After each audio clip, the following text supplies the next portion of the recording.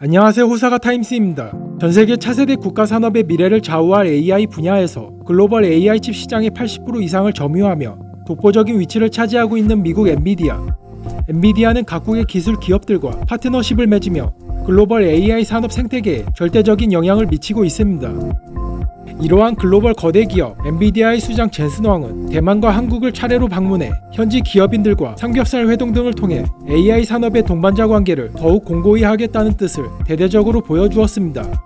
하지만 이처럼 뜨거웠던 대만 한국의 행보와 달리 이웃나라인 일본은 방문 일정에서 제외한 채 그대로 돌아갔는데요. 이에 대해 일본 최대의 경제 종합신문인 니혼 게이자이 신문은 일본 패싱을 언급하며 글로벌 AI 무대에서 뒤처진 일본의 위상을 냉정하게 짚어내는 기사를 보도하였습니다. 해당 기사에서는 일본에도 훌륭한 반도체 소재 장비 기업들이 존재하지만 TSMC나 SK 하이닉스처럼 엔비디아의 최첨단 AI 칩 제조를 통째로 책임지거나 대체 불가능한 핵심 부품을 독점 공급하는 글로벌 탑티어 수준의 메인 파트너가 부족하다는 점과 엔비디아의 입장에서는 칩을 제조하는 파트너뿐만 아니라 완성된 AI 칩을 대규모로 매입해서 서비스를 만들 거대 IT 기업 그리고 대형 데이터 센터가 필요한데 일본은 미국이나 한국, 중국 등에 비해 생성형 AI 도입 및 거대 언어 모델 개발 등 인프라 투자 속도가 느리다는 점을 꼬집었습니다. 한마디로 제조 파트너로서 그리고 거대 고객으로서도 우선순위가 밀렸다는 분석입니다. 본격적인 AI 시대에 진입하는 길목에서 일본의 현재 위치를 현실적인 시선으로 바라본 기사였지만 한 일본 커뮤니티의 네티즌들은 엉뚱하게 해당 언론사를 향해 냉소적이고 비판적인 반응을 쏟아내었습니다. 그냥 지나쳤다라는 제목 자체가 너무 주관적이고 유치하네. 애초에 방문할 기업이 없는 건데 그냥 지나쳤다는 표현은 어색하기만 하다. 세가 팬이 아니니까 이딴 기사를 쓰는 거다. 한탄스럽구만.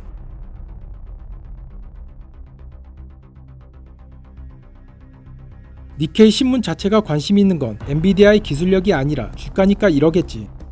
애초에 너의 경제 기레기들은 GPU를 돈 벌어주는 부품 정도로만 생각하면서 무슨 엔비디아와 일본 관계까지 논하려드냐.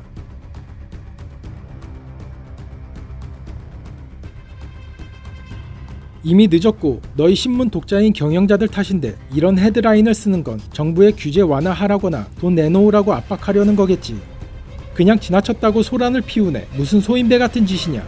일본을 대표하는 경제지인데 정말 한심하다. 니케이가 바로 그 꼰대 문화를 보여주고 있다는 뜻이지. 반성하면 좋을 텐데 지들은 논평하는 쪽이라고 생각해서 오만한 태도를 안 꺾잖아. 맨날 입만 살았음. 버블 붕괴도 잃어버린 30년도 다카이치 정권도 니케이가 그 책임의 일부분을 지고 있다. 니케이 어그로 너무 끄네. 크크. 한국 삼성 SK 하이닉스랑 대만 TSMC 미디어텍은 반도체 거대 기업이 넘쳐나는 곳이니까 우선순위로 두는 게 당연함. 니케이도 그걸 뻔히 알면서 타이틀로 애국심 선동질이나 하고 있네. 기사 쓴 아저씨는 젊었을 때 인식에서 멈춰있는 건가? 일본은 이미 아시아에서도 최첨단이 아니잖아. 저게 경제신문이라고? 뭐 정체불명의 반도체 메이커라고 썼으니 어쩔 수 없는 건가?